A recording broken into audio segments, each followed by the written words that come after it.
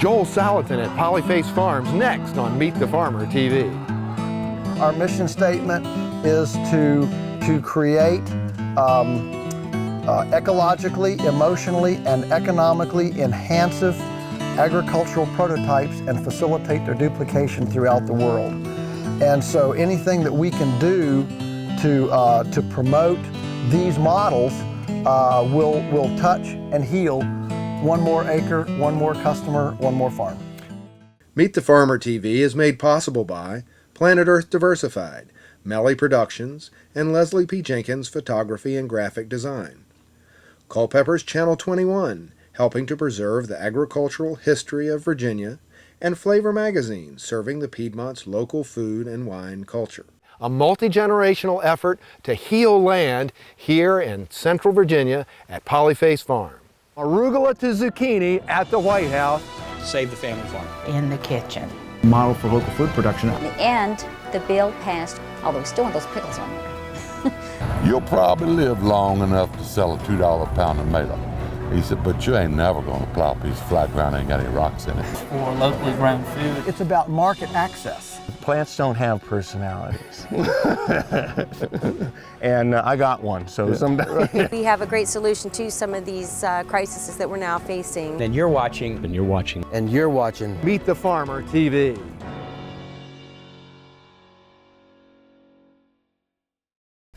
I'm Joel Salatin. Welcome to Polyface Farms. You're enjoying Meet the Farmer TV. I bet you the backyard people that buy your pullets, they really appreciate your eggs after they've had a season of raising eggs. Oh, absolutely. And you know what? It's funny, on the broilers, when we started back 30 years ago, we had a little tabletop picker that we upgraded to the drum style automatic. But that thing sat around here, and somebody wanted, that's what I used when I was in 4-H as a teenager to do my stewing hens, you know, when they got spent hens.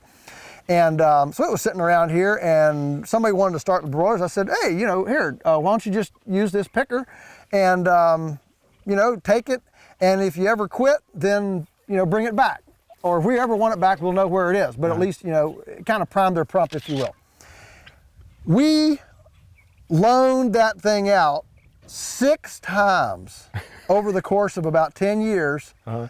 Every single person started for a year or two, it's too much work, and it brought us their customers. And then somebody else said, oh, I want to do that, you know, and then they start and bring us their customers. So, you know, it's a real, it became quite a joke, you know, when we said that picker was our best marketing effort ever, because it always brought us so many customers when the people got tired of doing it and quit.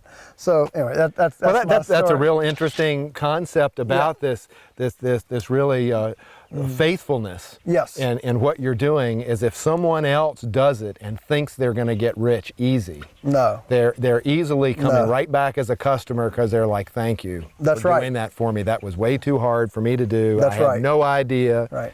But how many people would be willing to do that to a neighbor afraid of competition? Yeah. See? And I just really believe in the Stephen Covey, you know, plenty, not scarcity.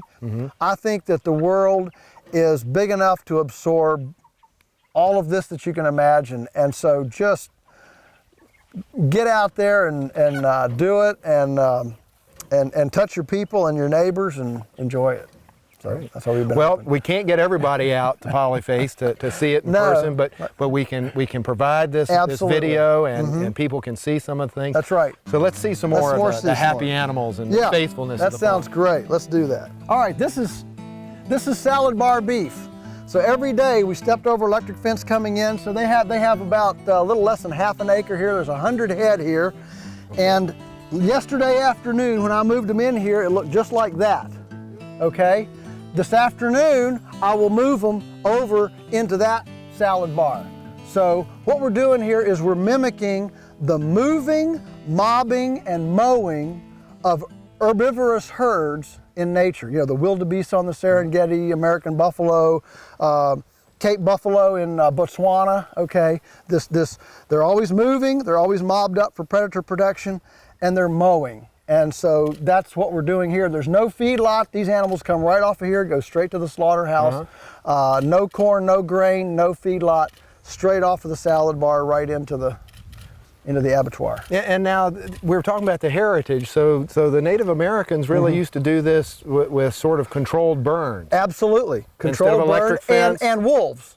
That the Indians didn't, the Native Americans didn't control the wolves, but the wolves were part of that whole partnership. Keeping that mob together. And keeping that herd closed up tight. Right. Yeah, when you close the herd up tight like that, they graze much more aggressively. You notice how evenly this is grazed. I mean, there's some weeds here, but they've eaten. What happens is they eat things that they would never normally eat, right? Because of the aggressive grazing. They don't have time to be as picky.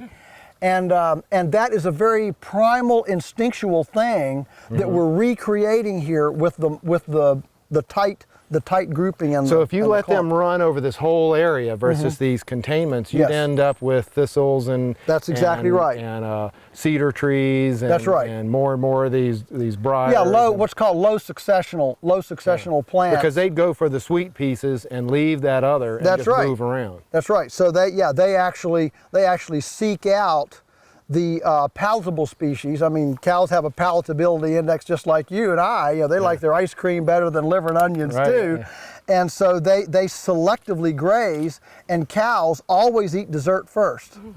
So when they begin eating dessert, initially, if that's all they get, then all the liver and onions and the vegetables or whatever, you know, you don't like, that all goes to seed and gets stronger and stronger, and the pasture debilitates to unpalatable species instead of succeeding and healing to better and better species. The other thing is that they get a totally fresh new salad bar. Let's walk over and see the salad bar.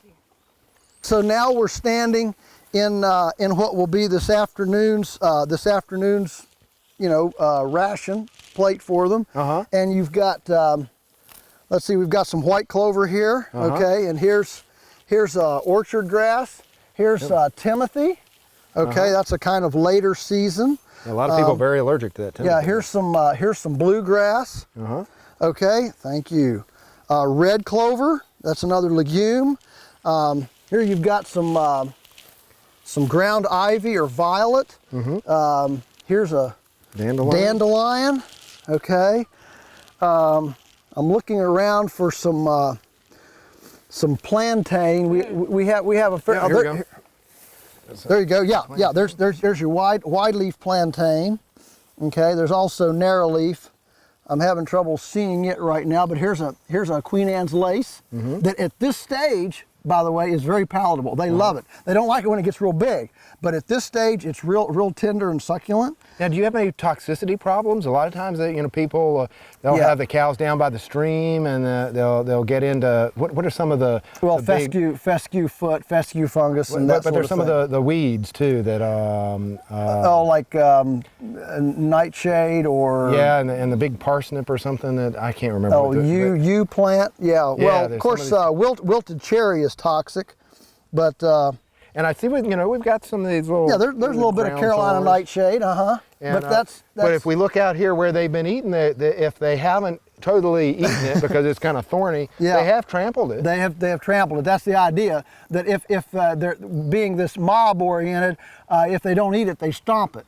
And so this is a total equal opportunity plant destroyer rejuvenator. Okay. The key to controlling the weeds is, again, to mimic this, the practicing the biomimicry of the herbivore, the mobbing, moving, and mowing that we do. And what's interesting is that, see, this is the 6th time this has been grazed this year. All right, and so this will be the 6th cycle through. The point being that when you extract the cows so that they're only on one spot, maybe 6-7 days in a year. What happens is that most of the time the farm is at rest, the fields are at rest, and as a result, those areas, the grass is able to grow through its blaze of growth cycle.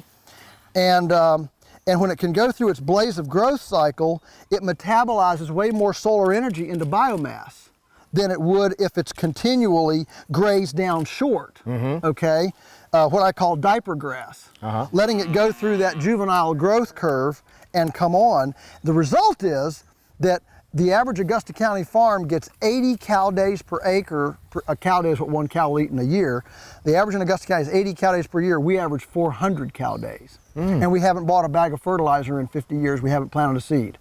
Well, this is a pretty nice, diverse stand. And yes. So this is the Polyface all-you-can-eat. That's the salad bar. That's the salad bar, exactly, right there. So the thing to remember about this food safety stuff is that it's not about food safety, it's about market access. It's about under what conditions can you access the market. It has nothing to do with food safety. That's the important thing for people to understand. And some farmers have actually tried to fight this and gotten, you know, serious hassle. Oh yes, oh yeah. You want to get in trouble, you just start selling some uninspected T-bone steaks, and you'll be in big trouble real quick. So your solution was then to play part of the game. Yeah. We bought in with Joe Cloud to the T&E meats in Harrisonburg. Which, you know, we were concerned about we would lose. It was the abattoir that we were using, and, you know, Tommy and Irma May were in their 80s and, you know, starting to slow down. They didn't have a second generation. No, they didn't, and so we bought into it in order to keep that the butcher, the baker, and the candlestick maker embedded in the village. Right. You know, that's the ultimate food security, is to keep the butcher, the baker, and the candlestick maker embedded in the village. So here, the faithfulness of the farmer and that passion for trying to keep that going led you to actually become a beneficiary for the greater community. Sure. To invest, you know, not in a grand stock fund, but in a high-risk venture. It's high risk. To keep beef here local. Yeah, it sure is. It's plenty high risk, but we're very, very tickled with it. I'm having some thoughts about maybe moving these cows. If it weren't, they would move if I called them, I think, and it might make an interesting. They're following you around. Yeah, it might make an interesting thing. You got it. You got the fence already up. Yeah, right? Fence is up. All I got to do is open the gate down here and move them. The spark is on. It makes it a little bit problematic, but. Oh, you have a distance to go to turn on? Yeah, it's down at the far corner down there. Well, we could go on the other side, and that would help them move this way. They would move if I called them, I think. Come on, gal. Come here. Come on. Come on, gal. Come on, gal. Come on, gal. Come on. Come on.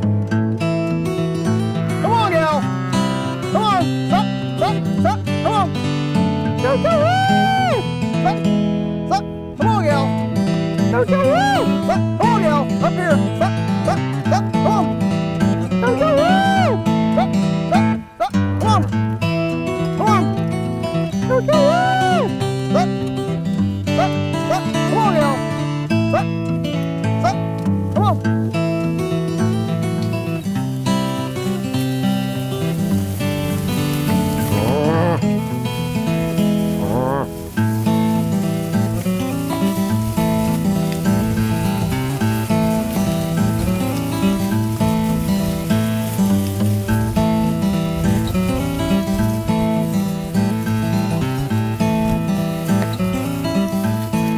We didn't need any prods or horses or anything. No.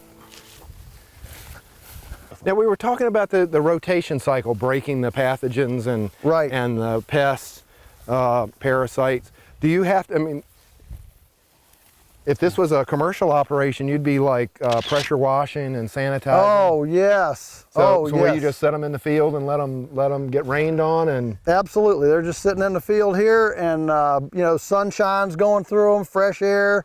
I mean, UV is the best sterilizer in the world, and so yeah, they're just sterilizing, just sitting out here in the environment, ready for the next go. So part of what you're doing, in addition to the health of the bird, is that's helping the environment because you're reducing that load of necessary. If all chickens were raised this way, think of how many hundreds and hundreds, you know, thousands of gallons of fumigants and antibacterials and all this that wouldn't have to be done in commercial buildings. Or if we were to go to a third world country that doesn't have that infrastructure. That's right. Oh, you know, the beauty of these things is every time I get a visitor from a third world, you know, from a developing country, an LDC or a developing country, all of them last year I had a tribal chief from Kenya come.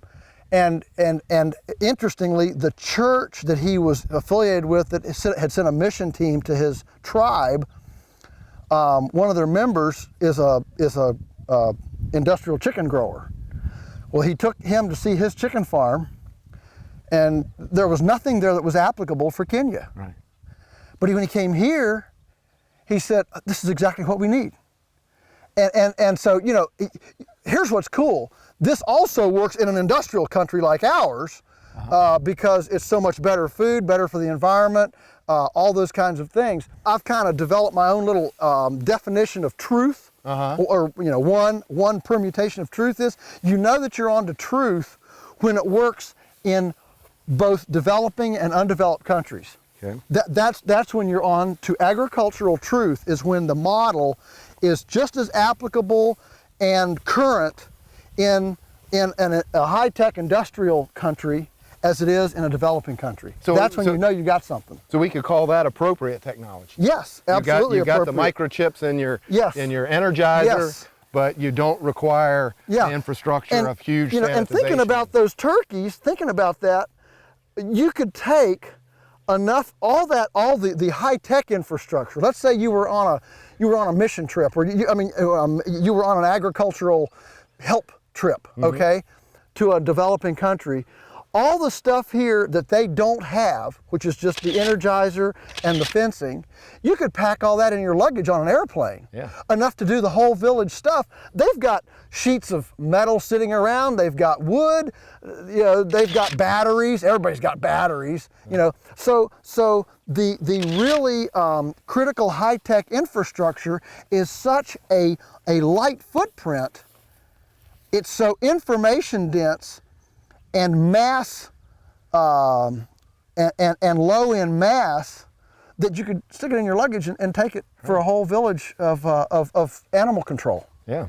And then the beauty of that is these animals that are running around under the huts, under the squat pots, and the spreading the human, it's a sanitation problem. Right. Okay. Then what you do is you raise twice as many animals, but because you're able to control them and break the pathogen cycle, suddenly you have an anti-pathogen, hygienic, sanitary model instead of one that actually debilitates the population, makes people sick, animals sick, and is unhealthy for the village. Right. So you've created a rotation to help with the human pathogen. And that's why this is such an exciting time to live, is because we've never had this kind of light footprint infrastructure, high-tech infrastructure to make, to more fully respect and honor the chickenness of the chicken and the turkeyness of the turkey. How are you getting all this water up here? We have a pond, a couple ponds we built up in the foot of the mountain. You're just doing surface hoses? All gravity feeds,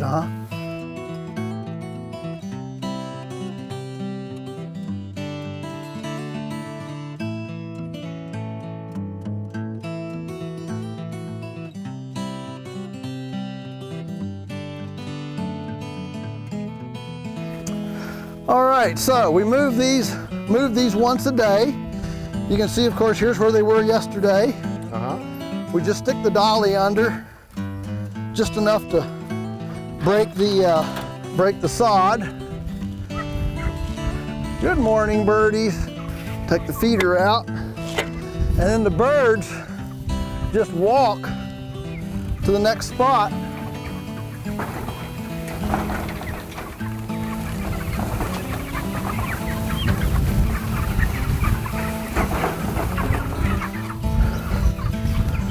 So these guys have no bottom on the pen. There's no slats or wire. No, it's totally bottomless amongst thousands of chickens and turkeys. There's no odor, there are no flies. I mean, you could have this in your backyard. This could be in a residential development, okay? And that's one of the things we believe, that good food production, good farming should be so aesthetically, aromatically, sensually romantic that it can be embedded in anyone's backyard. Right. Ultimately, if it stinks or is unsightly or is repugnant to the point where somebody doesn't want it in their backyard, why would you want it on your plate? Right. And ultimately, the only way to actually have food safety is to have that integrity of transparency that only comes when people want to get close to their food, which includes getting close to it on a farm. Well, now a lot of people do want to have chickens in their backyard, and as you once said, everything they want to do is illegal. Illegal, I know. Well, because the industry thinks that this is smacks of bioterrorism, because the red-winged blackbirds come out and commiserate with these birds and take our diseases to the science-based Tyson chicken houses. And I mean, that's what we even have House Bill, what is it, 2879 now, the Food Modernization Act, going through. And one of the provisions is to allow the Food and Drug Administration warrantless access to every farm in America to determine if there are any practices being done that are not science-based. Well, this is not science-based. You know, Tyson is science-based. And so, you know, these food safety laws that are being promulgated are bad news. Now, do you have problems with hassling, or someone coming in saying, you know, this we're concerned about this method, or? Oh yeah, the last time there was avian influenza out, the high path or whatever, it wasn't high path, it was just avian flu outbreak in the area. Would they want you to come clean everything out? Oh yeah, we actually threw them off the farm. We wouldn't let them even take a blood sample. Yeah. Because the fact is, we don't trust them. Yeah. We don't. These, you know, to you. And I would speak to the people who trust the EPA. Why would you trust the EPA when you don't trust the Pentagon? Yeah. And to the people who don't trust the Pentagon, you know, why would you trust the EPA? I mean, and to the people who don't trust the EPA, why would you trust the Pentagon? Yeah. My point is that I don't trust these government officials, because basically they're all, you know, in bed with the industrial food cartel. And this ultimately represents freedom from pharmaceuticals, freedom from petroleum, freedom from trucking, and all sorts of neat things that are happening here that are freedoms. And there are a lot of people in this country that don't want you and I to really have ultimate freedom. Right. We need to buy stock in that company that's doing it the right way. Exactly. To protect the science-based way. Yeah. That's right. Well, now there really is science in what you're doing. Oh. And the line breeding you did with the rabbits, absolutely. The fact that you are moving things every 24 hours. No pathogens. There's more science in that than trying to control it with a chemical. Absolutely. But we in our culture, we worship at this. Well, I call it pseudoscience, but it's attacking symptoms instead of real causes, and in the greater culture, people are more give more awards for creating a pharmaceutical that will keep a Tyson chicken house bird healthy than they give awards for people that figured out a way to not have to use a pharmaceutical to begin with. Right. You see what I'm saying? And so it's that lopsided idea. Let's go look at some. Now, with this NAIS, the Animal Identification System, is that going to affect you? Absolutely. Do they want all these birds tagged? They want all these birds tagged with a $3.50 microchip, and there'd better not be a discrepancy between our inventory and what's on the database, or we have a $1,000 per day fine. So if a fox comes along and takes one, and we didn't know that it left, and we're audited, and there's a discrepancy, it's a $1,000 fine. So are they tracking that chip in the fox now? I guess so. I mean, they're watching in the satellite. There's a chicken in the woods. Yeah, absolutely. I mean, the actual result of that kind of policy is the annihilation of everything that's indigenous heritage based, and the promulgation of everything that is simply industrial. Well, now the large farms aren't going to have to chip everything. No, that's right, because you do, but then the house doesn't. The house can get one chip for a 15,000 bird house because it's an all-in, all-out. So the NAIS system is requiring you to put a chip on every bird. Right. But the industrial large house, they don't have to because they're an all-in, all-out. I mean, now what does that mean? Well, it means all 15,000 birds go in one day and they all come out one day in tractor trailers. And so they get one chip? So they get one chip for the whole 15,000 50,000 bird house. And you can't ship we this can't coop? because we're taking out 10 one day and 15 another day, and then the turkeys another day, and so we have to microchip every single bird, which of course would be completely cost prohibitive, data prohibitive, inventory prohibitive, and so these food safety laws by inaction create economic and logistical prejudice against the real answer of what they're trying to deal with. Right. So we just went through how this system works better. Yeah. And yet one of the safety things has an unintended consequence of stopping you from doing the right. Absolutely. That's exactly right. If you had a big mortgage and had to survive, you'd have to build a house. Yes. And undo all of these years of effort of this pasture. That's correct. Yeah. Well, we wouldn't do it. I don't know what we would do. We would go to jail. We would not comply. We would whatever. And my funny little soundbite on it is that Los Angeles County, California, has 50,000 backyard chicken flocks, many of which are fighting cocks, illegal fighting cocks, owned by Hispanics and Asians. And I'm sure that they're all going to come down to microchip their illegal, you know what I'm saying? I mean, give me a break. I mean, what are they going to do? We're going to send the Marines in to Los Angeles County to every backyard chicken flock and microchip it? It's a joke. It's crazy. But I asked a guy that was real high up in the USDA, it was actually a legislative aide for a congressman. I asked him, well, why do you, this is silly, why do you, it's foolish? And he said, well, the people expect something. Right. Isn't that amazing? Well, it doesn't matter if it works or not.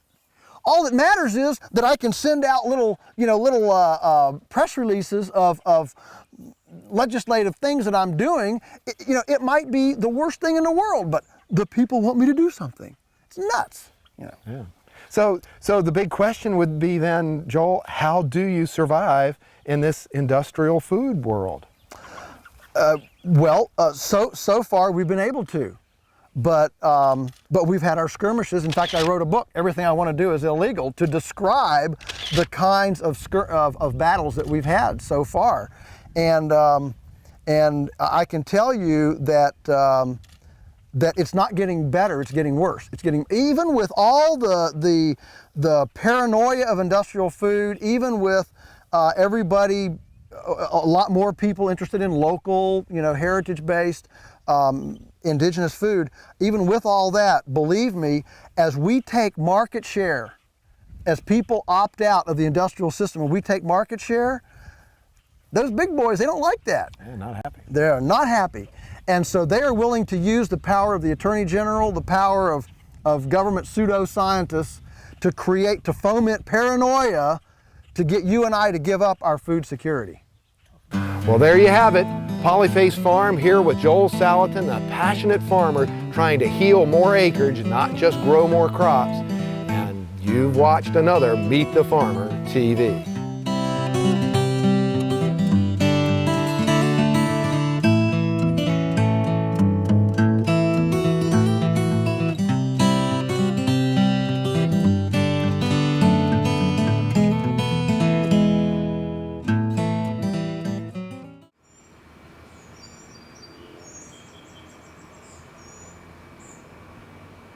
Meet the Farmer TV is made possible by Planet Earth Diversified, Melly Productions, and Leslie P. Jenkins Photography and Graphic Design. Culpeper's Channel 21, helping to preserve the agricultural history of Virginia, and Flavor Magazine, serving the Piedmont's local food and wine culture.